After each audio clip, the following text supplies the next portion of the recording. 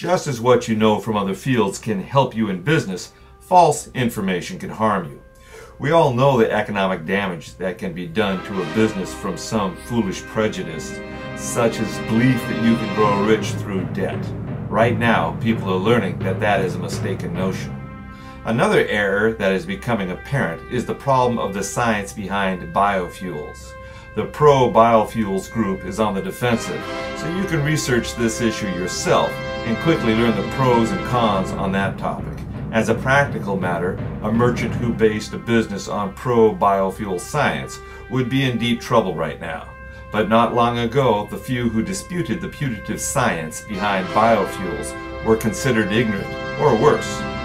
The problem is when science becomes politicized by government funding, we get the strangest set of propositions. The market for knowledge and what passes for knowledge gets distorted. Malinvestments grow on these distortions. Scientists end up doing for knowledge what the Federal Reserve Bank has done for credit and currency. There are many things we learned, some facts as eternal as the Turkish steps at the sea in Agrigento, Sicily, or the walls of the Grand Canyon in Arizona, or the massive red round bluffs of Lake Mead, Nevada. Careful study and modern techniques demonstrate that these natural phenomena are billions of years old. The Grand Canyon began forming some 40 millions of years ago and took some 5 or 6 million years to form. With such rock-solid knowledge from science, there is much we can rely on. There is much we can base our policies and actions on. Once we have our facts straight, we can act knowledgeably. We can rely heavily on science in this modern world, and it is one area we can rest assured that at least we have our facts straight.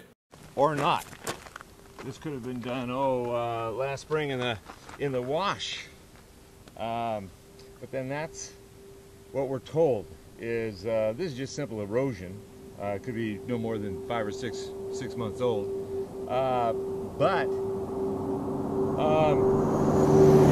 the textbooks tell us these when they show us mountains like the ones around here, they say they are billions and billions of years old, or hundreds of millions of years old, or whatever they say. Why couldn't they just be 7,000 years old? Science doesn't know. Science has theories, and some of them are untestable, so they really don't. They can't even be formed as theories. But the question isn't whether we should believe consensus or not. The plural of anecdote is not science, or the plural of opinion is not science. The important thing is that scientific inquiry, and that it keeps going. Scientists get tired of fighting over things, and they just settle down and say that's the way it is, which is fine. You work from that angle. But then there's the innovator that does not. The innovator that doesn't buy it. The innovator that says, no, the Earth, man's been on here about 7,000 years. We've been here. Man and dinosaurs lived at the same time, and they do now. I mean, alligators are dinosaurs, and sharks, and elephants look pretty close to dinosaurs. Well, but we truly don't know. The thing is in a free market, you bet your own money on what you believe. You don't have to take what a government-paid scientist says, and all the scientists, almost all of them nowadays, are government-paid. That's what they operate around. So they support the government's line on whatever's going on to support the center. We don't have to believe that.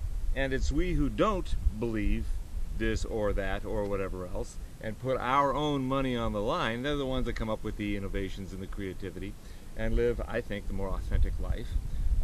There is a radical nature to what we're doing. It's not extreme, it's just radical. We stay at the roots and say, well, what do you have that's beyond the roots? Where's your science? Science isn't too difficult. Science isn't a matter of conflict. Science is just more difficult. It's extremely difficult to come up with what is science, what is true, what is valid and reliable. If you can't come up with reliability, then it's not science. If you're not measuring what you say you're measuring, then it's not science, it's not valid. So the fallback position of accept what the consensus of the expert, it doesn't have to be that way. Understand We all understand that science is extremely difficult to achieve. Scientists of all people should admit that the scientist's job is to show a little respect for those who have a difference of opinion. Certainly there are alternative explanations for what we see in geology and geography and all that. Take one fellow by the name of Immanuel Velikovsky. He's widely disrespected, although strangely his theories and predictions tend to come true over the years, but he's not credited with being an early proponent of the idea that rain can come from outer space. Certain things have been proven since the 50s when Velikovsky was writing. But I don't know myself, one way or the other, what the story, what the truth is with any scientific certainty. But then neither are the scientists. They have to rely on consensus. They don't rely on science, they rely on consensus. So that's not science.